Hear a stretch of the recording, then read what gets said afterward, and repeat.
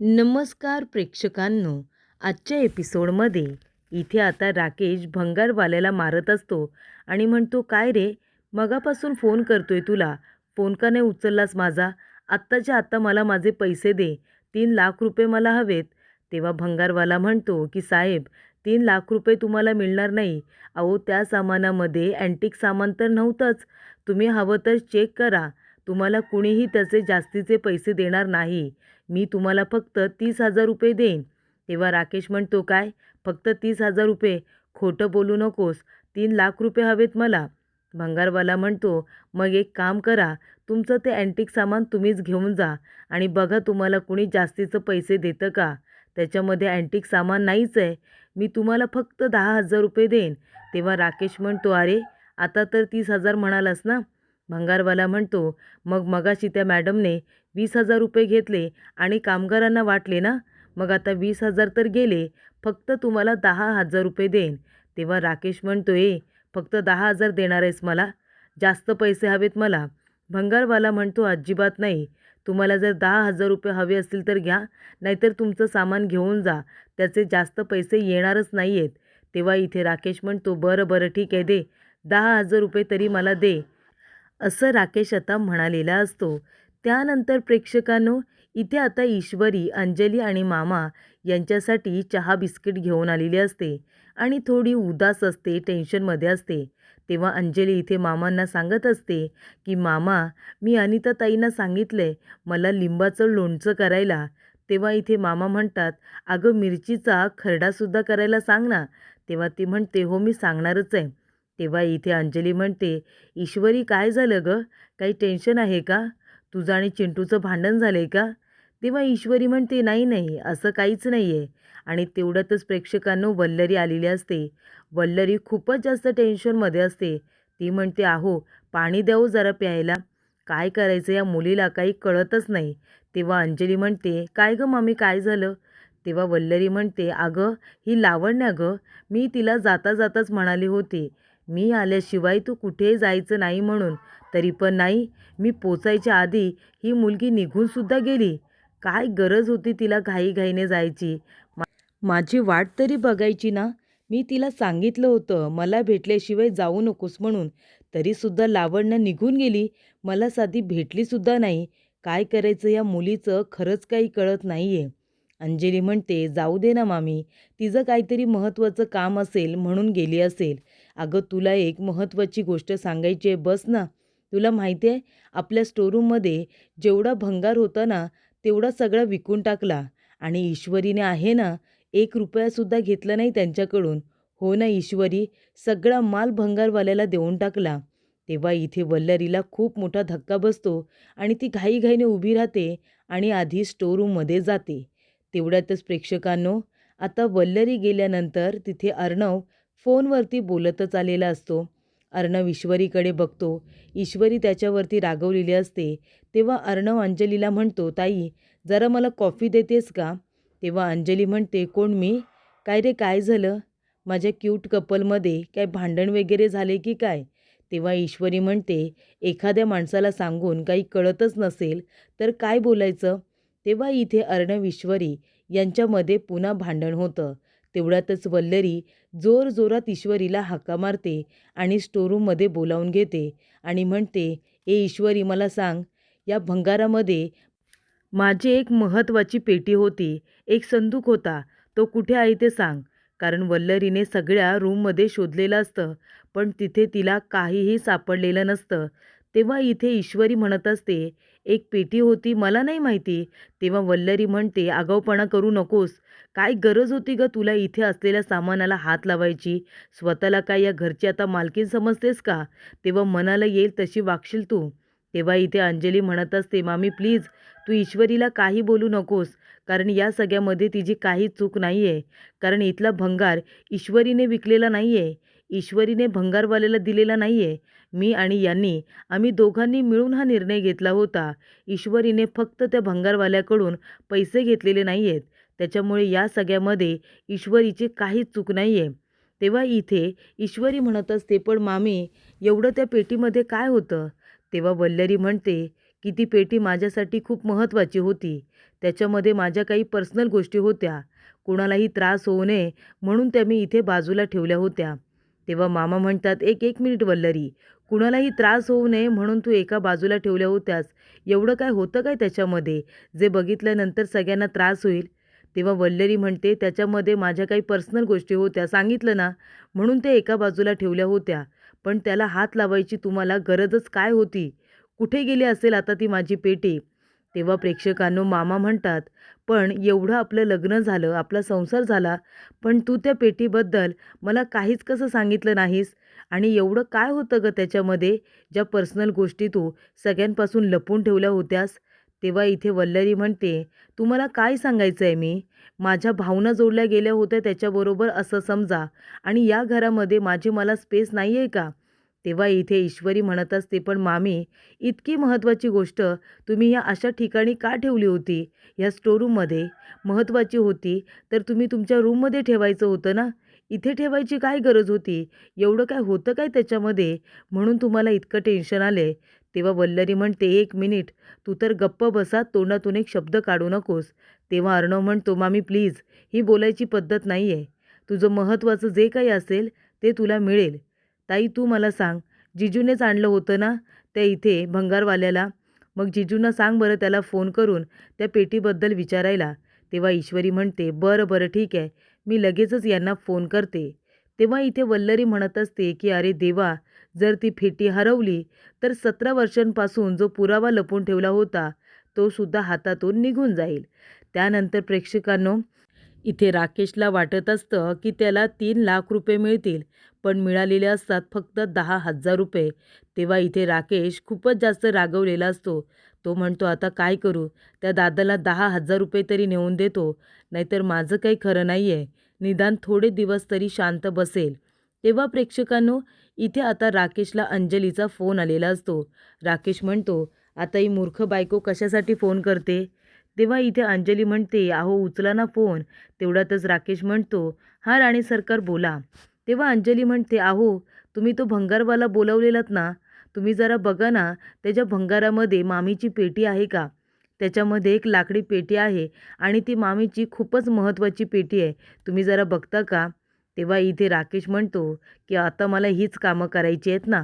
तो मनातल्या मनातच म्हणत असतो आणि म्हणतो, "जाऊ दे, मला काय करायचं आहे पेटी गेली तर." राकेश म्हणतो की "अंजली, मी बघतो त्या भंगारामध्ये मिळेल असं वाटत नाही, पण मी प्रयत्न करतो." त्यानंतर प्रेक्षकांनो राकेश म्हणतो, "जाऊ दे, मी कशाला प्रयत्न करू? ती पेटी गेली तर माझं काय नुकसान होणार आहे?" त्यानंतर प्रेक्षकांनो, इथे ईश्वरी टेन्शनमध्ये असते, झाडांना पाणी देत असते. तेव्हा तिचं आता लक्ष नसल्यामुळे कुंडीमध्ये पाणी जास्त झालेलं असतं. तेव्हा अर्णव मागून येतो आणि ईश्वरीला म्हणत असतो की पूर आलाय. तेव्हा ईश्वरी त्याच्याकडे बघते. तेव्हा अर्णव म्हणतो, "नाही, कुंडीमध्ये पूर आलाय हो, पाणी जरा जास्त झालंय ना." तेव्हा ईश्वरी म्हणते, "हो का सर, असंच असतं. मला माहिती आहे, जर इथे कुंडीमध्ये पाणी जास्त झालं ना तर झाडं कुजतात, आणि पाणी जर कमी झालं ना तर झाडं काय होतात, मरतात. मला सगळं माहिती आहे सर." तेव्हा इथे अर्णव म्हणतो, "हो ना, संसारामध्ये सुद्धा तसंच असतं. जर इथे संसारामध्ये काही गोष्टी जास्त झाल्या तरी संसार खराब होतो, आणि जर कमी झाल्या तरीसुद्धा संसार कमी होतो. त्यामुळे आपण ठरवलं पाहिजे ना की आपण आपल्या संसारासाठी काय केलं पाहिजे ते." तेव्हा इथे ईश्वरी म्हणत असते की "सर, तुम्हाला तर संसारामध्ये काही गोष्टी जरा खूपच जास्त उशिरा कळतात." तेव्हा अर्णव म्हणतो, "काय? मला संसारामध्ये गोष्टी उशिरा कळतात? असं काय नाही कळलंय मला." तेव्हा ईश्वरी म्हणते, "जाऊ दे ना सर, आता कशाला बोलायला लावताय? तुम्हाला काहीच कळत नाही. आता तुम्ही मला सांगा, संसार पुढे कसा करायचा? परपंच कसा वाढवायचा?" तेव्हा इथे अर्णव म्हणत असतो, "मी सिंदूर, तू मला सांग, मग संसार चांगला करण्यासाठी आणि त्याचबरोबर परपंच वाढवण्यासाठी नक्की काय करायचं असतं ते मला सांग." तेव्हा ईश्वरी म्हणते, "हो का? ते मला माहिती आहे, पण ते तुम्हाला आता कळत नाही आहे, त्याला मी काय करू? मग त्यासाठी तुम्हाला काय करायचं आहे ना ते तुम्ही ठरवा, मी नाही सांगणार आहे तुम्हाला." तेव्हा इथे अर्णव म्हणतो, "मी सिंदूर, मला कधी कधी कळत नाही तू अशी का वागतेस? खरंच, म्हणजे तू अशी का वागतेस?" तेव्हा ईश्वरी म्हणते, "म्हणजे?" तेव्हा अर्णव म्हणतो, "म्हणजे बघ ना, कधी कधी तू व्यवस्थित बोलतेस आणि कधी कधी नाही. हे तू असं का करतेस मिस इंदौर? तेव्हा ईश्वरी म्हणते, जाऊ द्या सर, तुमच्याजवळ बोलण्यात काही अर्थच नाही आहे. मला नाही बोलायचं आहे तुमच्याशी. तेव्हा ईश्वरी जात असताना तिला आवाज देतो आणि म्हणतो, मिस इंदौर, मला काहीतरी बोलायचं आहे. तेव्हा ईश्वरी म्हणते, बोला ना सर बोला, मला पण तेच ऐकायचं आहे. पण इथे अर्णव आता काही बोलतच नाही. तेव्हा ईश्वरी रागवते आणि सरळ तिथून निघून जाते. तेव्हा अर्णव म्हणतो, बरं झालं काही बोललो नाही, नाहीतर चिडूनच निघून गेली असती.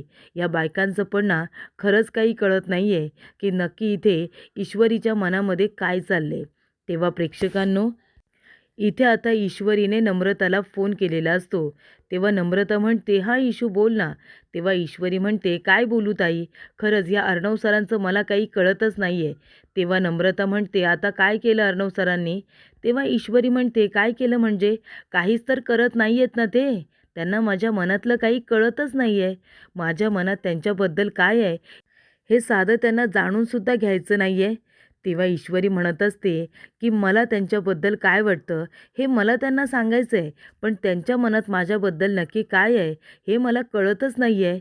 म्हणजे त्यांच्या मनात माझ्याबद्दल प्रेम आहे की नाही ते सुद्धा मला कळायला हवं आहे ना, किंवा निदान मला त्यांना काय सांगायचं आहे हे तरी समजून घेतलं पाहिजे.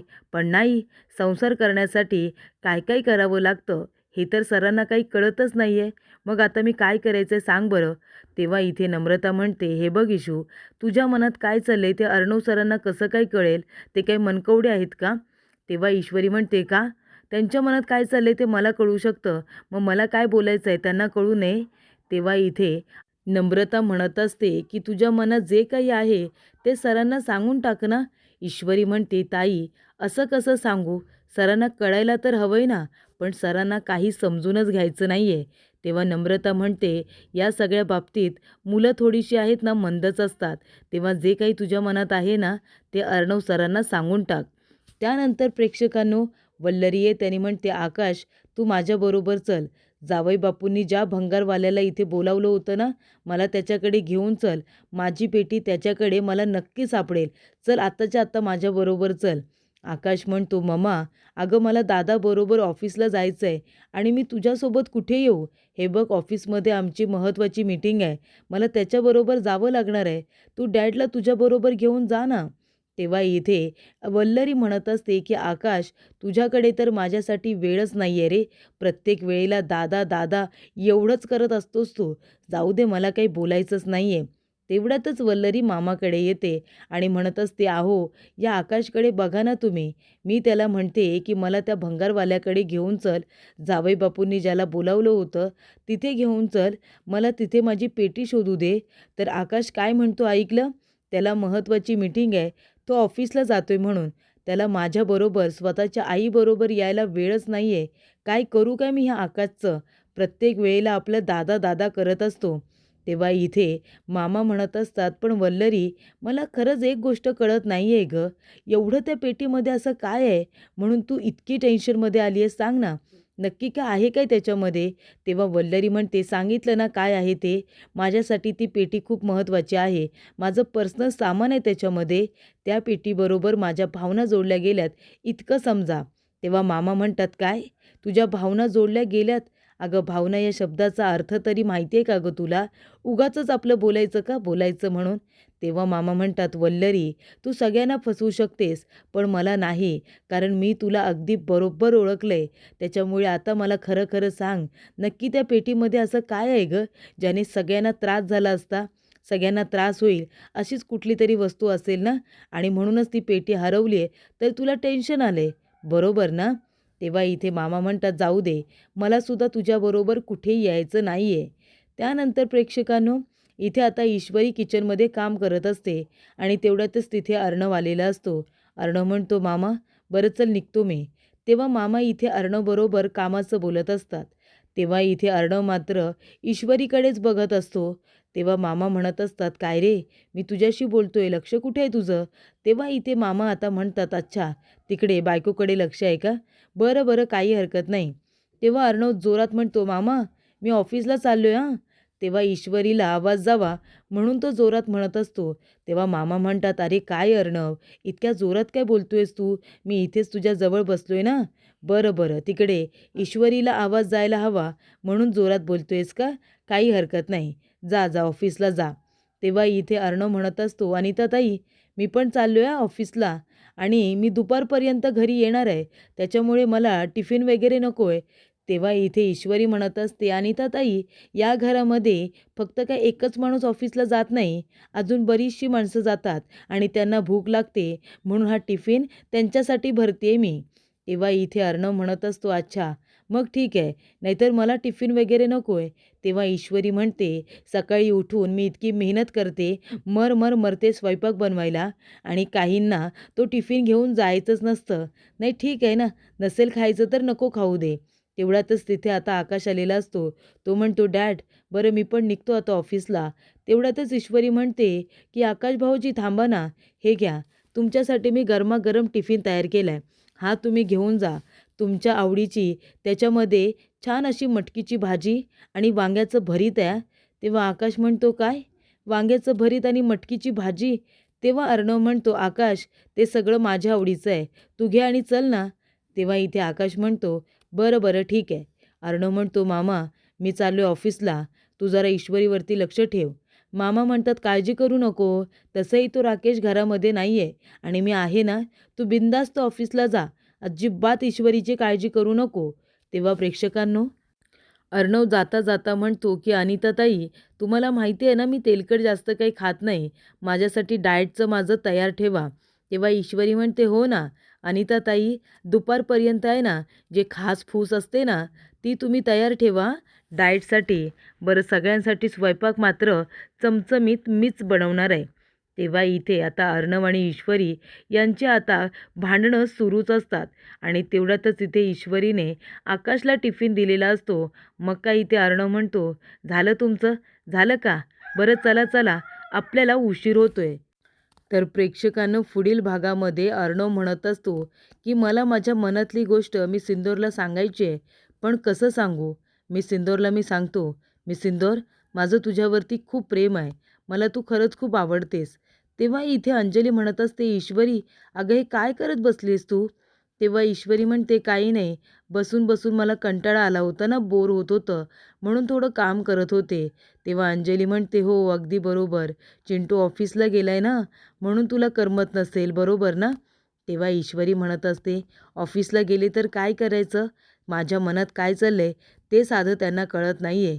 जे बोलायला हवं ते बोलत नाही आहेत. परिपंच पुढे कसा चालवायचा त्याचा विचार तर अजिबात नाही. तेव्हा इथे अर्णवने ठरवलेलं असतं, काहीही झालं तरीसुद्धा मनातली गोष्ट आज ईश्वरीला सांगायची. तर इथे आता दादाने राकेशची चांगलीच धुलाई केलेली असते, त्याला मार मारलेलं असतं.